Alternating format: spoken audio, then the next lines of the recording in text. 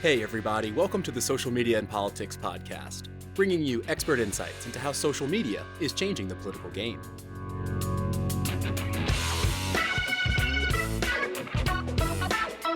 I'm your host, Michael Becerra, political scientist at Lund University.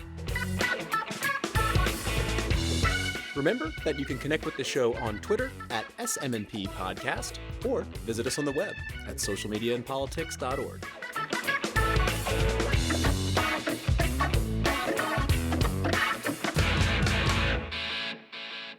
All right, y'all, thanks so much for tuning in. In this episode, we're going to mix up the format a bit and have two guests, both of whom are involved with a new select committee established by the House of Lords called the Democracy and Digital Technologies Committee.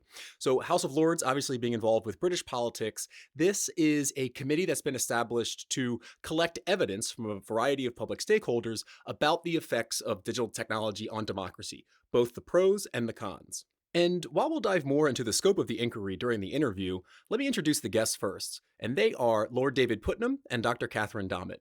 Lord Puttnam is the chair of the Lords Democracy and Digital Technologies Committee. He sits on the Labour bench in the House of Lords, and fun fact, won an Oscar for producing the 1981 flick Chariots of Fire, which is kind of cool. Dr. Catherine Dammit, meanwhile, is a senior lecturer at the Department of Politics and International Relations at Sheffield University, and her research focuses on digital campaigning, democratic politics, and data use by political campaigns and activist groups. And she's a special advisor to the committee, and we're going to talk about the different roles that the chair and the special advisor have, but also the role that the public has in submitting evidence, which, if you'd like, you can do. There'll be a link to it in the show notes. And what's also cool is that the committee has all of their meetings broadcast and archived on their website. I'll link to that in the show notes. And if you want to take your nerd to the next level, you can download the audio files of those committee hearings and put them on your phone. And they're kind of like podcasts. They're pretty cool. I've listened to a few of them and actually got quite a bit out of them. So especially if you're interested in British politics and how lawmakers there are trying to craft some policy around digital media use and democracy, can definitely recommend checking those out. So it's kind of cool with two guests in the interview. So Lord Puttnam is going to tell us about kind of the scope of the inquiry and kind of what's going on so far, whereas Dr. Dammit will tell us more from a kind of research academic perspective. What role do these select committees play? We'll also talk a bit about her research looking at data use and campaigns, and I'll link to some studies there in the show notes as well. So without further ado, let me turn it over to Lord Puttnam, chair of the Lords Democracy and Digital Technologies Committee, and Dr. Kate Dammit, senior lecturer at the Department of Politics and International Relations at Sheffield University. David, Kate, thanks for taking the time out and welcome to the Social Media and Politics podcast. Thanks a million. Great for having you. All right, so David, could you start out by giving us a brief introduction into the motivations behind launching the Democracy and Digital Technologies Committee? And in particular, I'm curious as to why now? Well, the committee was chosen from a number of different potential inquiries by the House of Lords Liaison Committee. They get a lot of suggestions each year of things that could become inquiries, and this one kind of came out of the hat, I guess. But they could see it was an important topic because digital technologies are changing everything around us, including the very nature of our democracy. How we understand democracy, our role as citizens in relation to the state, and what we understand as truth will continue to alter as the impact of the digital world develops further. So the aim of the committee is to produce a report that will make recommendations to the government, which they have to acknowledge and eventually respond to. And the big question we're looking at is how can digital technology be used to support and promote responsible participatory democracy and not undermine it? Outside of a solution to climate change, I'd suggest there's no bigger question to be asking ourselves right now. And I want to dig in a bit more into the work of the committee. But first, a question for Kate. You're an academic expert not only in the political uses of digital tech, but also policy development and regulation around digital. So can you outline what a select committee is and the role that these committees actually serve in the British Parliament's broader agenda? Yeah, so select committees are a really great feature of Parliament. So we have them in both the House of Commons and the House of Lords. But in the Lords, they're basically small groups of members of the House of Lords, and they're usually selected from across the political spectrum. So we kind of have members from different parties, but also crossbench peers. And they basically come together to examine an important area of public policy. So they look at specific issues, and sometimes these can be quite short, narrowly focused investigations. Other times they can be, quite long and really quite broad-ranging. And then they report on a given area and a topic. And as David mentioned, we see these reports, they make key recommendations to government, and then the government kind of has to come back and respond. So they're a really good way of driving the policy debate and hearing from the government about what its position is on key topics. And kind of from my role on the committee, I work as a special advisor for the committee, and what we see is they bring in kind of academic experts or people with specific policy expertise to help inform the work of the Lords. So essentially, the committee will produce a report that then the government has to respond to kind of in what setting? It becomes a formal response. I think it's 6 weeks. It used to be 6 weeks, but now it's 2 months. Been extended over the last 20 years. The government just seems to take longer. They then normally would be a debate in the House of Lords looking at the government's response. And that then hopefully turns into probably in our case, more likely to be amendments to existing bills that are going through. The online harms bill should be going through Parliament about that time. The great benefit of this system is that you create a caucus of cross-party, in our case, peers, who have been through the evidence, have arrived at a certain number of conclusions. And what's interesting from the point of view of the minister at the front bench, he or she is confronted by, hopefully, a barrage of well-informed opinions, which consolidate around a number of recommendations, which hopefully then, say, become amendments and become law. Right. And I want to ask a bit more about the evidence process. But first, let's cover the kind of thematic scope of the committee. And there's 6 key areas. I'm going to read them out. One is transparency in political campaigns, then privacy and anonymity, misinformation, the effects of digital technology on public discourse, how technology can facilitate democracy, and the development of effective digital literacy. And so that's kind of a rather extensive scope of inquiry, I think, ranging from formal electoral politics to kind of the more routine day-to-day uses of digital media. So I'm wondering, how are these 6 areas chosen, and are some given more priority over others? Well, Kate and I can both probably chip in on this, but the committee started by taking a broad definition of democracy. So, as well as covering the effects of digital technologies on the electoral process and political campaigns, we wanted to consider the effects of technology on political debate far more broadly and the wider public's engagement with and participation in political discourse, all of which seem to have been drifting, certainly from my perspective, in the wrong direction in recent years.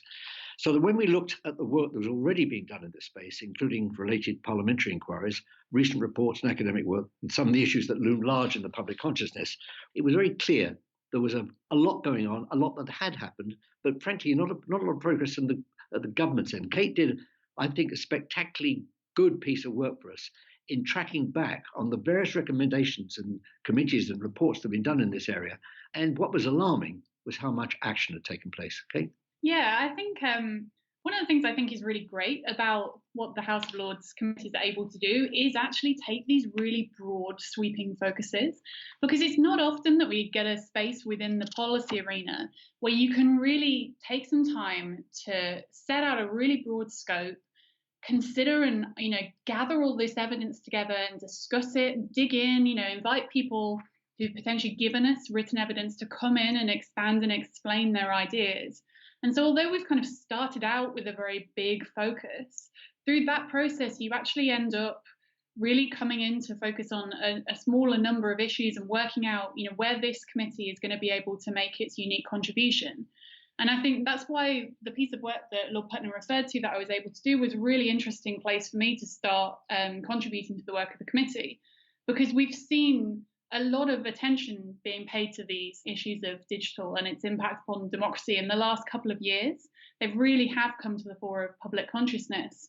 But we've also seen startling lack of action really on a lot of these issues. So by starting with that really broad scope, we were able to review what has happened in a whole range of different areas, from election campaigning to digital literacy to positive uses of digital technology around deliberation and things like that. Review what's been going on and where the debate has got up to, and then make sure that we're building and trying to push that debate further so that we can bring about meaningful change. When you look at the sweep of change that's occurred in this country, and the fact that certainly, and I've been around a long time, that both culturally and politically, we tend to see a drift across the Atlantic from the United States of things that begin to change. They change culturally, they change politically. I'm still kind of recovering from Citizens United, the Citizens United decision. And the idea that that is affecting our political discourse in this country, which is in turn being amplified by the digital world. These are very scary. From the point of view of an old guy like me, these are very scary developments. So that's one of the reasons I was eager to put myself forward for the committee, and out of the blue, I was chosen to chair it.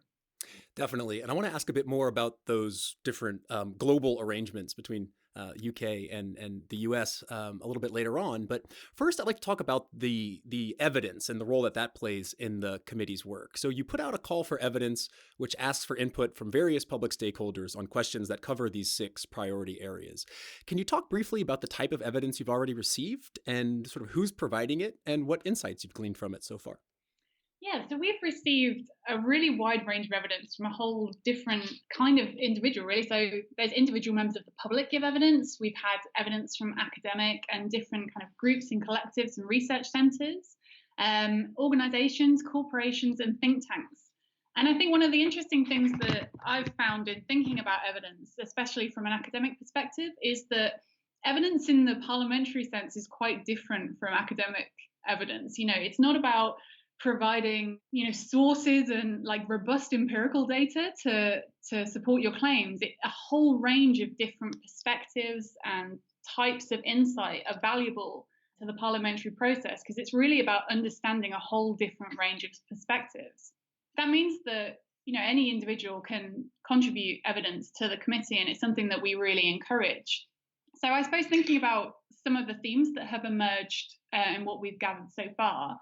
So I think for us, what was a really nice feature is that a lot of the evidence has really focused on the positive effects of the internet on democracy. I think we often hear a lot about the doom and gloom and the threats and the concerns that are raised. But actually, we've had examples from individual members of the public, praising the way that the internet has given people a voice and that it's allowed political groups to be more effective in their outreach and their ability to hold politicians to account. So there are some really good stories emerging from the way that technology is impacting on democracy. I think we have also had quite a lot of evidence about the concerns. So whether that's thinking about the potential that technology can lead to polarization and might fuel populism. I think, it's about the balance between these kind of desire to and the ability of the internet to make it easier to get involved in the democratic process, but also the concerns that it can it doesn't just give power to people who've been voiceless. It also brings new dimensions to the power debate in giving corporations significant amounts of power, potentially giving actors who have motivations that we don't think are democratically positive power in the system. Right. And then the people who provided evidence, some of them are called in to answer questions before the committee, I guess, to get kind of deeper into the topic. And I was curious because I was listening to a few of the sessions and I was wondering, is there any risk that these committees are used as lobbying efforts, basically? Because I was listening particularly to one about the ASA, the advertising sort of bureau in the UK. And it seemed like they were kind of lobbying for certain positions or ways to craft the regulation in a way that works with their sort of organization. So is there any kind of potential use for those committees as lobbying efforts? It's interesting. You've chosen a good example. I mean, I would have thought if that's what the ASA were doing, and it's possible, they failed miserably. Because frankly, all they did was enforce, and I think it's a unanimous sense in the committee, reinforce the view that that for the worst possible reasons, they were eager not to get embroiled in the regulation of political advertising or anything in this area. And in a sense, we are looking at a group of fairly reluctant regulators. Yet the problem clearly is a lack of effective regulation, a lack of understanding of the importance of regulation, and indeed a lack of understanding of the way that all industries, the digital world being the most recent, in the end have to succumb to something other than marketplace solutions. So I think the example you chose is brilliant because if the ASA wanted to lobby to leave the status quo as it was, I think they failed utterly. Just add to that, I think when we're selecting witnesses to come before the committee, we really think quite carefully about who can come in and really add something to the inquiry. So, the oral evidence sessions are a chance to really dig in and allow the members of the committee to get more insights, to really kind of get the most out of witnesses, because whilst we're able to set a number of standard questions that we issue for the written call for evidence, that obviously only gives people so much scope to expand and give us insight into what's going on. So we try and invite people who have specific expertise that we're interested in exploring. That does mean that, potentially sometimes someone can come with an agenda, but then we always try and have, different perspectives around the table so that we're really building up a rich picture of what's going on. And I'd like to ask a question for Kate, get a little academic evidence into the podcast. You've written recently in an article in Internet Policy Review about the wide range of ways that data is being used in political campaigns. So in terms of who's using it, where they're getting this data, and how the data is informing campaign communication. So I was wondering if you could just recap that argument for us, maybe how it relates to any potential future regulation of digital campaigning. Yeah, thanks for the question. So I think that article is quite interesting because it's ended up dovetailing with some of the work that's going on with the committee. And I think sometimes when we talk about regulation and about the phenomenon that's happening online, it can be quite imprecise exactly what we mean and what the kind of concerns are, or even what it is we're actually all talking about. So in that article, I was really interested in what we meant by the idea of data-driven campaigning, because it's a term that over the last couple of years I've seen banded around and used in a whole range of different ways. And it's often kind of connected to this idea that data-driven campaigning is of a democratic concern, and we really need to do something radical and stamp it out, and it's a bad practice. And I've studied the history of campaigning and how political parties and campaigners of different types conduct their activities. And it's by no means the case that data-driven campaigning is new. It's a very established feature. So I was interested in looking at, well, what is it that's going on, and what is it precisely that people are concerned about? So the article kind of attempts to pick apart and offer a framework for thinking about the different ways that data can be used in campaigning. So, that's looking at, as you mentioned, who's using the data, where does it come from, and what's it being used to do? And I think we need to have more of that kind of conceptual clarity about exactly what it is that we're looking at so that we can start thinking about the practices that are concerning. So in the article towards the end, I start talking about, the consistencies in regulation. And there are definitely some instances where the emergence of digital technology has allowed new forms of information to become available, and it isn't being regulated in a consistent manner with data that is available offline. But I also think that it highlights that actually there are quite a few areas where people are voicing concerns and saying something needs to be done, but they're established principles of data use. So if that's the case, then maybe it's not just about fixing existing regulations to make them apply online. Maybe people are actually calling for, us to rethink quite radically the acceptability of data use in campaigns. Right. And I'll link to that article in the show notes for our listeners who want to read it.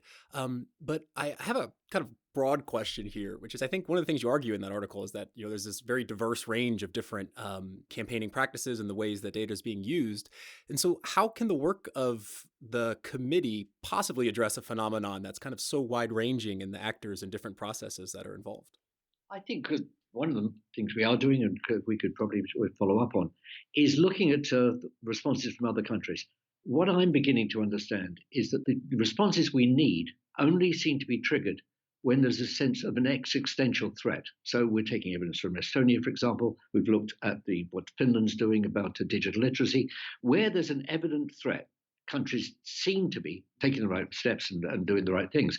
That doesn't exist in the UK, and I don't really think it yet exists in the US. But there's no question there are bad actors out there to whom the object is confusion. They're not really interested in necessarily who wins an election. What they like the idea is contested elections. What they like the idea is contested notions of democracy, because frankly, for a growing number of people, democracy is not seen as a very efficient form of government. So if you believe, as I do, in plural representative democracy, that's something you have to cling on to and accept that that's an existential battle. If we lose this battle, we'll end up with a form of government and governance, which may well be quite effective, but it certainly won't be what I grew up with. The committee can't possibly hope to tackle all the kind of concerns that we're aware of. But just because the task is hard doesn't mean we shouldn't attempt to bring about change. And I think kind of sitting in the UK, a country that's been seen as a world leader on regulation and that's tried to position itself as really kind of setting the debate and thinking about the way that we should be using tech and regulating it. I think, the committee is one mechanism by which we can really start to drive forward change and be setting out that agenda of what in an ideal world we think should be happening. So it's a small part of a much bigger debate, which is, people within companies, within the policy making community, really trying to thrash out how we're going to make recent developments in society work for us rather than undermining our democracy. Hmm. And I'm glad that you're bringing up different countries and kind of putting this into a global perspective, because I have a question just on that. And it kind of relates to the British, American, and then global dimensions of what the committee is looking at. So on the one hand, you have the committee taking place in the UK, evaluating these tech issues largely through the perspective of the British regulatory environment. Then there's the fact that most of these companies are American, which is a topic that has come up in quite a bit of the committee hearings I've listened to. And then finally, you have the impact of these digital technologies on a sort of global scale, right? Not just in Britain or the US. So, how do you see these kind of different geographical dimensions as a challenge or perhaps an opportunity? We may have different views, so let's rehearse both of them. I mean, for me, one of the great tragedies of Brexit is that the EU as an institution was well placed to begin to address these issues. It was well placed for two reasons. First of all, the Commission itself is not directly elected, therefore, isn't having to look over its shoulder all the time at what is or isn't popular. Secondly, it's well led in terms of Margareta Vestager and others who've certainly got a grip of these issues and understand these issues and are specialists in these issues. In the UK, typically, and maybe and recently in the US, we have rapid changes of cabinet members and secretaries of state, and the opportunity for any individual minister to develop the kind of skills and expertise in this area are very, very limited. So we've lost out badly, I believe, in the UK in separating ourselves away from a European regulatory environment. But we can only deal with what we deal with. Our job is to lean into the government here, get them to understand the long-term impacts of inactivity, and then try and come up with the regulatory processes and regulatory organizations to at least address the more egregious areas which, for one reason or another, the digital monoliths are choosing not to. Kate, do you want to chip in? Yeah, I guess the issue that I really think is quite interesting in this is obviously how you think about making recommendations for a company like Facebook or Google, which are global, and we are just one country, which they're having to accommodate to. But I think that's an acknowledged challenge, but I think it also is a bit of an opportunity because in focusing on the UK and improving the UK legislative and regulatory environment, we can really think about how we want these big global platforms to be operating in our specific electoral context. I think we can point to how we think they should be operating globally, but I think you've got to start with the challenge that's immediately in front of you and think about how we want these companies and systems to be working within our democracy. I think if we just abdicate the responsibility for thinking about how these companies should be operating, then who is going to step into that space and kind of come up with the framework for the global good practice for democracy of companies like Facebook? There isn't an obvious actor there to pick up that challenge. So I think we've got to have specific countries working on what works best for them, but then also taking every available opportunity, as we're trying to through the committee by getting foreign experts in, to really share best practice, to share knowledge, and to work together collaboratively to work out where there are examples of good practice around regulation and working with these tech companies, and how countries can start working together to make consistent demands of these big multinational corporations. Right, right. And I have a question for each of you about the normative pros and cons of digital tech, which I think the committee is quite clear that it's looking into both. And of course, you need to weigh the pros and the cons before making any policy proposals. So to David first, you have a history of approaching politically sensitive themes through film, whether that's kind of national identity and religion in Chariots of Fire, or more recently, a documentary about the environmental impact of oil expeditions in the Arctic. So I guess my question is, how do you see social media's impact on democracy in relation to more traditional forms of cultural expression like films? Isn't social media in many ways the democratization of that kind of expression with less barriers to entry than film production? I think that the impact of digital, let's back off a bit from social media for a second, has been a democratization of certainly of sorts. I went last night to listen to a speech by Reed Hastings, the founder of Netflix, and he was very clear about what they're trying to do and the way in which they're trying to appeal to different cultural norms and at the same time export some of those cultural norms. For example, believe it or not, Turkish soap operas have become hugely popular in other parts of the world now, because they speak to certain eternal values, family values that a lot of other television just doesn't. I think it's a very, very complex, a really complex area. And back off for 1 second. I happen to live in the Republic of Ireland. The Republic of Ireland is particularly vulnerable in these areas because the big tech players are such huge employers in Ireland and have such a huge economic influence on the country that it's very difficult to come up with rational, or rather politically acceptable and rational answers to some of these more difficult social questions. Hence my sort of suggestion that the European Commission, which in a sense is a regulator, it's not political in a classical sense, it's a regulatory body. It's a transnational regulatory body. So a country like Ireland needs to sit behind a transnational regulatory body in order to come up with serious answers to what, in some respects, are massively important economic and social questions within their own countries. I hope that makes sense. It's a very, very important issue. Ireland is both the beneficiary of the social media revolution, but it's also extremely vulnerable to being exploited. Right. I get that. It's an interesting take on it. And to Kate, in your research, you've been exploring satellite campaigns, which you define as vote-seeking activist campaigns that aren't controlled by a political party. And so these campaigns, with more or less degrees of professionalism, rely quite heavily on digital technology and can enable grassroots organizing without the strict guidance of a campaign. So if regulation were to clamp down on how data and targeting are used for politics, might this have an adverse effect on grassroots initiatives as well? Yeah, I think this is a real challenge, and it's something that we've really seen the Electoral Commission in the UK, who have oversight in this area, really grapple with, because it's, how do you regulate practices that we think are concerning without discouraging people from engaging? And it is a really tricky question. I think the way that I come down on it is that I think we need to think about regulation and what we mean by that term as, not necessarily having the same regime for everyone. I'm really interested in this kind of idea of having, almost like a sliding scale of regulation where it's very light touch at the bottom for those who are spending relatively low amounts of money, who aren't really engaging in these sophisticated targeting practices, but are just trying to be active and play a democratic role, as opposed to these very large, well-resourced, highly coordinated, professionalized campaigns, which have a bit more infrastructure behind them and can therefore cope with the higher regulatory burden. And, you would want to know a little bit more about those activities. So I think it's about keeping the idea of proportionality in mind when we think about regulation, because I think that term can be seen as something quite scary and, very burdensome and time consuming, but it doesn't necessarily need to be. So it's about having the appropriate amount of oversight and control to make sure that negative and concerning practices aren't happening. Yeah, I think it's a lot of tricky questions within a very broad scope, but very important questions. So I'm looking forward to reading the final report. And Kate, David, thanks so much for taking the time out and sharing the committee's work with us. Thanks ever so much.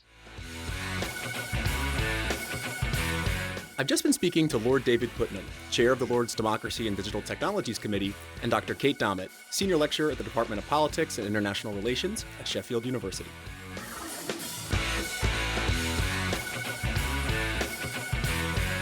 And that's a wrap for this episode of the Social Media and Politics podcast. Thank you so much for tuning in.